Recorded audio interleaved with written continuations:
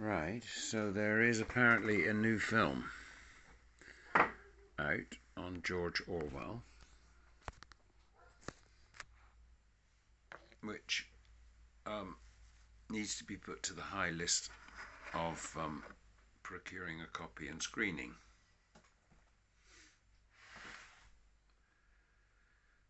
Which brings me to the subject of my television.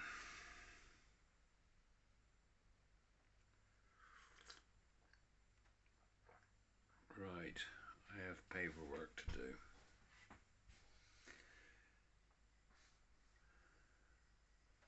But before I do, I'm going to comment on the security arrangements at the synagogue.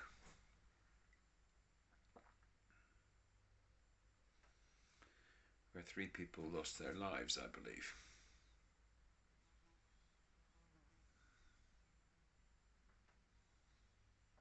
Or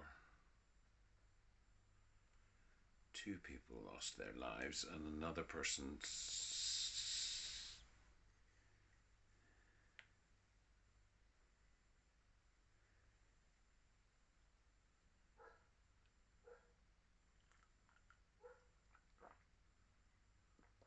So I've just listened to the first person witness statement of the man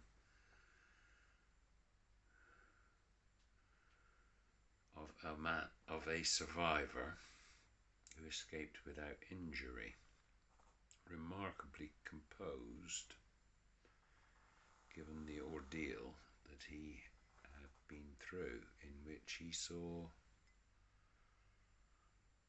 one of his colleagues die, his assailant die, and one of his colleagues wounded with a police bullet,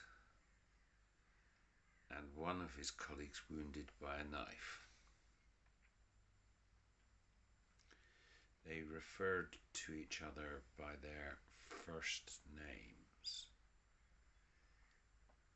I was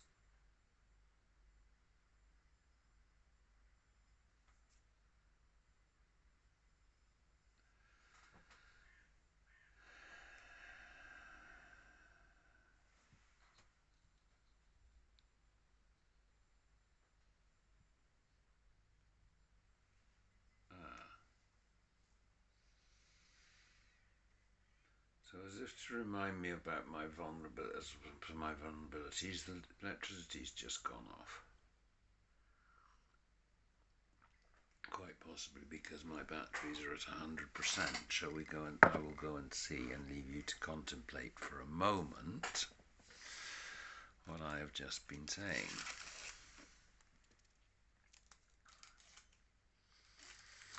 In the meantime, I'm finding the most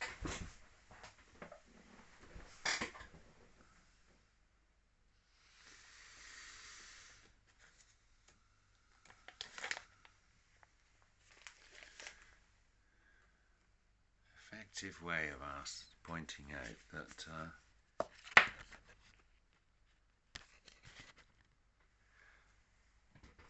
somebody issued one of those to a 15 or 16-year-old boy whose name was Holy War.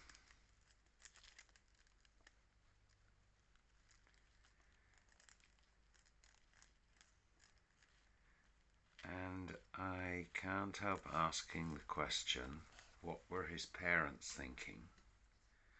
And what were the British authorities thinking? The parents, when they named him as a infant, and the UK authorities when they admitted him into this country, even if it was to be with his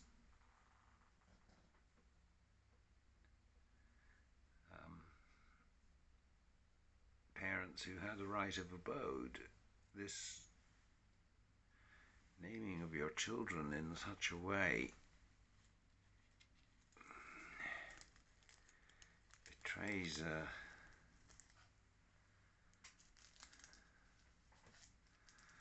outlook on life. Any Anyway, he was killed by British police. A British citizen killed by British police for wielding a knife.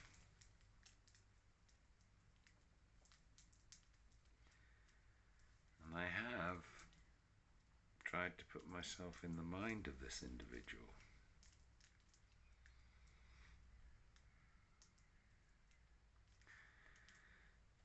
And I suppose I want to make the point that it's quite conceivable that he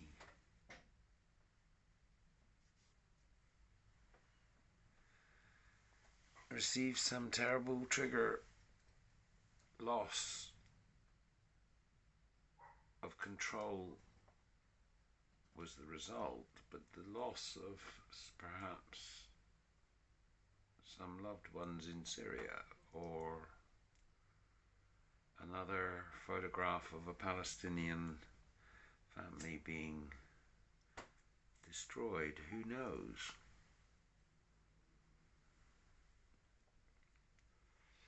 What pushed this British citizen over the edge? So, as I said, in meditative fashion, I'm going to leave you for 2 minutes.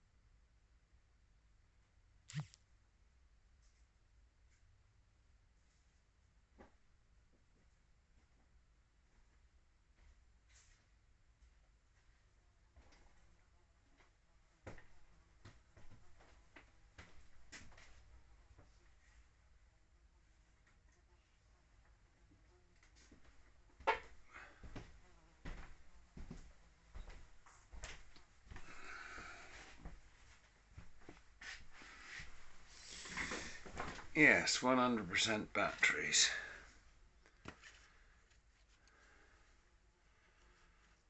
Solar TV. No, solar straight to YouTube.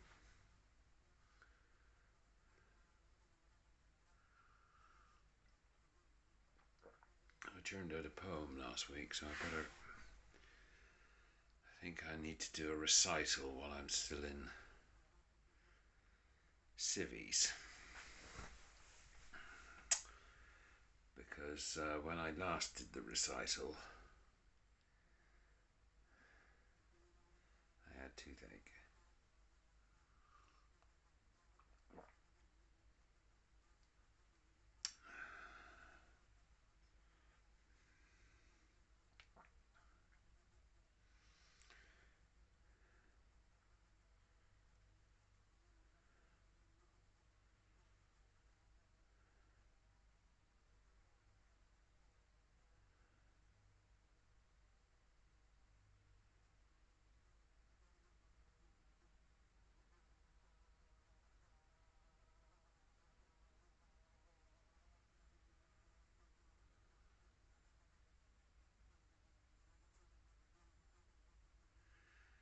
Now,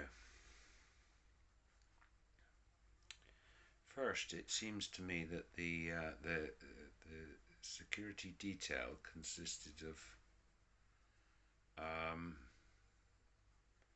mentally acute adult males in their retirement. Not to be derogatory, since I'm in that bracket,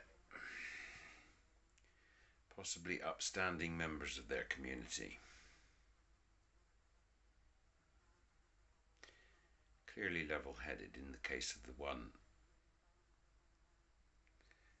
who escaped and who I've just heard interviewed by Sky News. Now, what he told me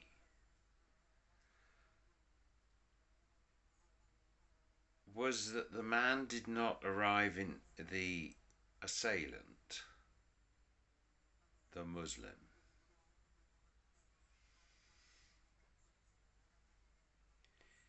did not arrive in his vehicle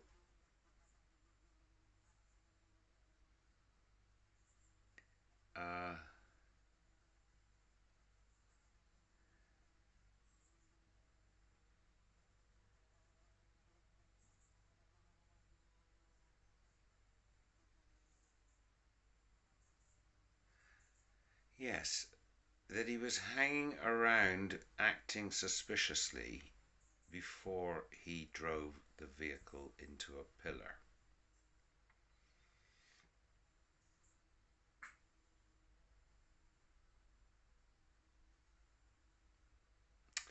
That the security detail interacted with him. That the security detail did not raise the alarm with the police. As soon as their suspicions were aroused.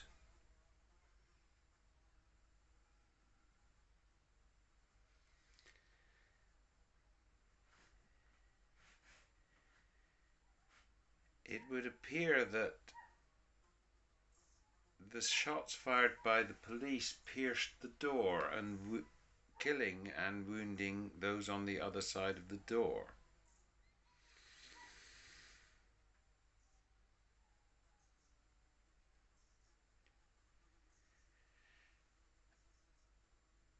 It would appear that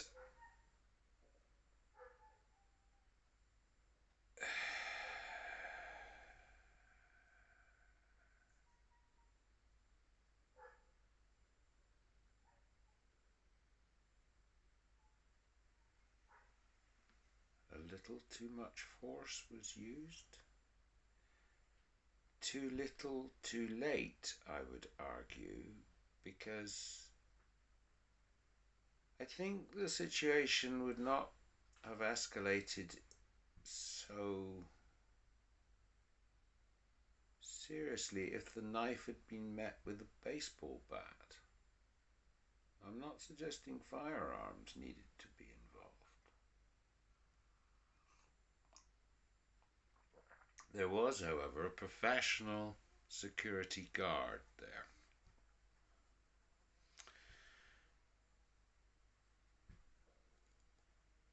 We did not receive information about the PPE that people were wearing in their respective roles as synagogue security, whether those roles are professional or not, but I was of the opinion that there was one of those. Sky News might like to track that individual down and get a witness statement there perhaps too.